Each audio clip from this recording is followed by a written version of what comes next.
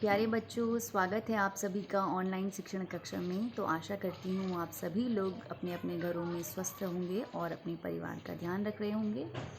तो बच्चों, आइए आज हम फिर से आपकी जो पुस्तक है होम साइंस गृह विज्ञान की, उसके जो हमने पाठ पढ़ा था संतुलित आहार, अब हम उसके अगले पाठ में आज हम पढ़ेंगे कि संतुलित आहार के विषय में जो स्पष्टीकरण है, ठीक है, उसके बारे में हम पढ़ेंगे। इससे पहले मैं आपको पढ़ा चुकी हूँ कि संतुलित आहार का अर्थ क्या है और वो क्या है, ठीक है। तो बच्चों, इससे पहले हमने पढ़ा था कि संतुलित आहार किसे कहते हैं। तो हमने जाना कि वह भोजन जो हमारे शरीर संबंधी समस्त आवश्यकताओं को पूर्ण करता है, वो हमारा संतुलित भोजन होगा, ठीक है। तो मैंने आपको बताया कि भूख लगना क्या है, प्रत्येक प्राणी का नैसर्गिक लक्षण है। नैसर्गिक का अर्थ होता है कि प्राकृतिक रूप से उसको भूख लगती है, ठीक है। तो अब उसको भूख लगती है प्राकृतिक रूप से, लेकिन वो आकर संतुलित अपना आहार किस प्रकार से ले। तो मैंने आपको बताया कि शरीर संबंधी आवश्यकताएं क्या क्या हो सकती हैं, जैसे शरीर का वृद्धि, शरीर का विकास, शरीर के टूट फूट की मरम्मत, शरीर में होने वाले तंतुओं का, स्नायु तंतुओं का विकास, और रोगों से लड़ने की जो क्षमता है। तो ऐसा जो भोजन हमारी आवश्यकता को पूर्ण करता है उसे हम संतुलित आहार कहते हैं। और इसके अलावा शरीर में जितनी भी बीमारियां होती हैं उनसे लड़ने की जो ताकत, हमें ऊर्जा, जो शक्ति सामर्थ्य हमको प्राप्त होता है भोजन से, वही भोजन हमारे लिए बेस्ट होता है, संतुलित होता है। और संतुलित भोजन में सभी जो पोषक तत्व होते हैं, आवश्यक पोषक तत्व होते हैं शरीर के लिए, जैसे प्रोटीन, वसा, कार्बोहाइड्रेट, फास्फोरस, तो खनिज लवण हो गया। तो इस प्रकार के जितने भी विटामिन्स, मुख्य रूप से जो पोषक तत्व हैं भोजन के, तो वो जिस भोजन में पर्याप्त एवं समुचित संतुलित मात्रा में होगा, वही भोजन हमारे लिए संतुलित भोजन होगा। और यदि संतुलित मात्रा में नहीं होता है तो उसके परिणाम भी क्या होते हैं, शरीर के लिए हानिकारक होते हैं। और आज हम इन्हीं चीज़ों के बारे में पढ़ेंगे कि कौन सा भोजन हमारे लिए संतुलित है और कौन सा नहीं। तो चलिए, ये आप अपनी स्क्रीन पर देखिए बच्चों। तो संतुलित आहार संबंधी हम कुछ स्पष्टीकरण आज इस अध्याय में पढ़ेंगे। तो पहला नंबर आप देखिए, क्या भरपेट भोजन संतुलित भोजन होता है? आप खुद से स्वयं सोचिए कि जब भी आप कोई नाश्ता करते हैं, कोई लंच करते हैं, कोई डिनर कर रहे हैं, या इसके अलावा आप कहीं पे भी कुछ भोजन करते हैं, तो क्या आप उस भोजन को संतुलित भोजन कहेंगे?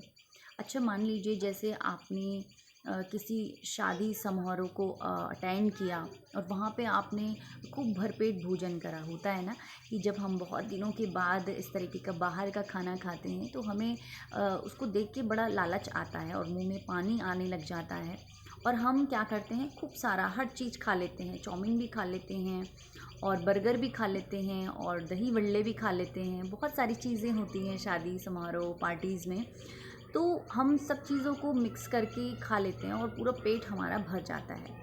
तो क्या वो भरपेट भोजन, एक उदाहरण मैंने दिया, हमारे लिए संतुलित भोजन है?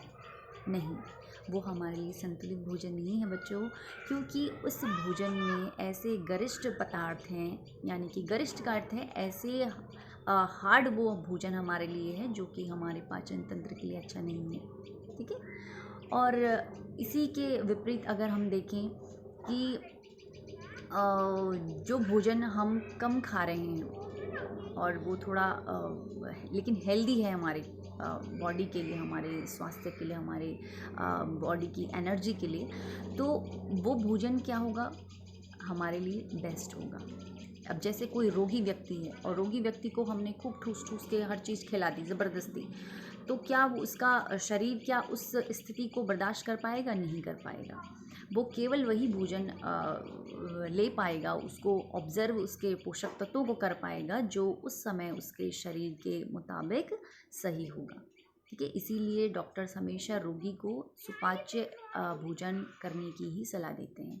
इसीलिए संतुलित भोजन को हम भरपेट भोजन को हम संतुलित भोजन नहीं कह सकते हैं। ठीक है, तो अब हमारे पास है, क्या महंगा भोजन संतुलित भोजन है? बच्चों ये देखिए सेकंड वाला जो आपका ये ऑप्शन है, ये वाला, तो क्या महंगा भोजन संतुलित भोजन है? तो महंगा भोजन भी हमारे लिए संतुलित भोजन नहीं हो सकता है। क्यों नहीं हो सकता है?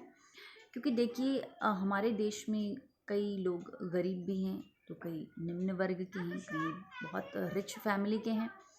तो महंगा भोजन क्या है? सबसे पहले महंगा भोजन होता है, जैसे आप लगा लीजिए मीट मांस मच्छी होता है, और दूध भी गरीब परिवारों को रोज़ नहीं मिल पाता, लेकिन दूध भी मैं कहूँगी थोड़ा महंगा भोजन अब आज के समय में हो चुका है। इसके अलावा जो ड्राई फ्रूट्स हैं वो भी महंगी आइटम है, महंगी चीज़ें हैं, जो कि क्या हैं, पोषक तत्वों से भरपूर हैं लेकिन महंगी हैं। ठीक है, तो यहाँ पे पॉइंट हमारे पास है कि क्या महंगा भोजन संतुलित भोजन है? तो बच्चों महंगा भोजन भी संतुलित भोजन नहीं हो सकता है, क्योंकि अगर हम हर दिन केवल मीट मांस मच्छी और ड्राई फ्रूट्स ही खाते रहेंगे तो क्या हमारे शरीर में वो पोषक तत्वों की कमी पूरी हो पाएगी जो हम एक गड्डी राई को खाने से पूरी कर सकते हैं? नहीं हो सकता ऐसा। तो इसलिए बच्चों महंगा भोजन बिल्कुल भी संतुलित भोजन नहीं होता है। महंगी चीज़ें तो हमारी फास्ट फूड भी होती हैं। आप मोमोज़ खाते हो होटल्स में वगैरह में जाके, रेडियों पे जाके, तो आपने कभी मोमोज़ को हेल्दी फूड आप कह सकते हो? नहीं कह सकते हो, क्योंकि वो मैदे जैसे एक गरिष्ठ जो होता है हमारे पाचन तंत्र के लिए, ऐसे पदार्थों से वो बनी हुई होती है, तो जो कि बिल्कुल ही महंगी तो है लेकिन हमारे शरीर के लिए और हमारे पाचन तंत्र के लिए बिल्कुल भी वो संतुलित नहीं होगी। ठीक है, और उसमें डलने वाली जो भी चीज़ें हैं वो थोड़ी अनहाइजीनिक होती हैं। तो घर पे बना हुआ खाना आप सभी लोग इस समय में खाएं। ठीक है, तो आपको बहुत ही आसान शब्दों में मैं बता रही हूँ कि अब जैसे भोजन और फल फ्रूट भी जैसे बहुत महंगे होते हैं, कीवी हो गया, आपका अनार हो गया, सेब भी महंगे। तो इन सब चीज़ों को खाने से केवल हम ये नहीं कह सकते कि हम महंगा खा रहे हैं तो हम बहुत संतुलित खा रहे हैं। सस्ती चीज़ें भी, अगर आलू आप खाते हैं, सस्ती चीज़ें भी जो आप खा रहे हो, जैसे आप संतरे खाओ और अन्य जो साग सब्जी आ रही हैं, हरी सब्जी आ रही है, और आजकल की जो सस्ती चीज़ें भी हैं उन पे भी पोषक तत्व वैसे ही विद्यमान हैं जैसे कि महंगे भोजन में। लेकिन महंगे भोजन हर चीज़ हम उसको संतुलित नहीं कह सकते हैं। तो नेक्स्ट हम पढ़ेंगे, आप थोड़ा ध्यान दीजिए। अब आइए तीसरी हम चीज़ पढ़ेंगे बच्चों कि क्या स्वादिष्ट भोजन संतुलित भोजन होता है। तो ये देखिए, ये है थर्ड पॉइंट हमारा कि क्या स्वादिष्ट भोजन संतुलित भोजन होता है। ये वाला थर्ड पॉइंट देखिए, एक मिनट, हाँ इसको थोड़ा सा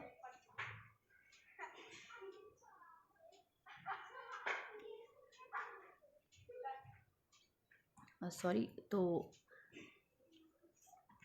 let me try again. This is the my point, ये वाला देखिए। तो एक हमने पढ़ा कि क्या महंगा भोजन संतुलित भोजन है, क्या भरपेट भोजन संतुलित भोजन है। अब है क्या स्वादिष्ट भोजन ही संतुलित भोजन होता है? नहीं होता है, वो भी नहीं होता है संतुलित भोजन। क्यों नहीं होता है? क्योंकि कई लोगों को तो बड़ा चटपटा खाना अच्छा लगता है, स्वादिष्ट जो स्वाद लेने पे क्या होते हैं केवल उनका ध्यान होता है। ठीक है, तो चटपटे में जैसे आप खाते हो, गोलगप्पे खाते हो, चाउमीन खाते हो, टिक्की खाते हो, और मसालेदार चीज़ें जैसे छोले भटूरे आप खाते हो, और राजमा चावल आप खाते हो। तो राजमा चावल छोले भटूरे हम नॉर्मल ज़िंदगी में रोज़ रोज़ नहीं खा सकते हैं। हम नॉर्मल ज़िंदगी में इतनी हैवी और ज़्यादा जो कहते हैं कि किसी को बीपी की शिकायत होती है, किसी को यू नो कह सकते हो कि किसी को गैस की प्रॉब्लम होती है, तो वो नॉर्मल ज़िंदगी में इतनी मोटे मोटे अनाजों को नहीं खा सकते हैं। ठीक है, केवल स्वाद के चक्कर में ही हम क्या करते हैं, हम खा लेते हैं, सब कुछ खा लेते हैं, लेकिन हम भूल जाते हैं कि भाई ये चीज़ें, इनसे प्रॉब्लम हो रही है, गैस की प्रॉब्लम हो रही है, कोई किसी को यूरिक एसिड बढ़ जाता है जो कि बॉडी में आपकी स्वेलिंग को लाता है, सूजन लाता है, पतलेपन को लाता है। तो ये चीज़ें केवल खा लेने से, केवल स्वाद के लिए 24 घंटे छोले भटूरे खाओ और गोलगप्पे खाओ, तो ये चीज़ें हम नहीं कहेंगे कि ये स्वादिष्ट भोजन है और ये संतुलित है। भाई मुझे तो अच्छा लगा और मेरा तो पेट भर गया है और मुझे ये बहुत अच्छा लग रहा है, मैं तो उसको रोज़ खाऊंगी। तो आप रोज़ खाकर इसको क्या कर रहे हैं, अपने स्वास्थ्य के साथ खिलवाड़ करें। तो आपको ऐसा नहीं करना चाहिए, क्योंकि स्वादिष्ट भोजन भी संतुलित भोजन की श्रेणी में नहीं आता है। ठीक है, जैसे कई बच्चों को बर्गर पसंद होता है, तो आप देख सकते हो कि बर्गर और मैगी खाने के क्या परिणाम हैं, है ना। स्वाद उनका तो अच्छा तो होता है, मुझे भी अच्छा लगता है, लेकिन ये चीज़ें हमें थोड़ी कम ही खानी चाहिए अपने जीवन में। ठीक है, तो अगला हम पढ़ेंगे कि क्या वृद्धि कारक भोजन, क्या वृद्धि कारक भोजन संतुलित भोजन है। अब वृद्धि कारक का अर्थ होता है शारीरिक वृद्धि से। ठीक है, तो शारीरिक वृद्धि तो बहुत ज़रूरी है हमारे शरीर के लिए, चाहे वो एक बच्चे का शरीर हो, चाहे वो किसी बाल्य का शरीर हो, युवावस्था का हो, या प्रौढ़ या फिर वृद्धावस्था का। तो एक वृद्धि कारक भोजन संतुलित भोजन है।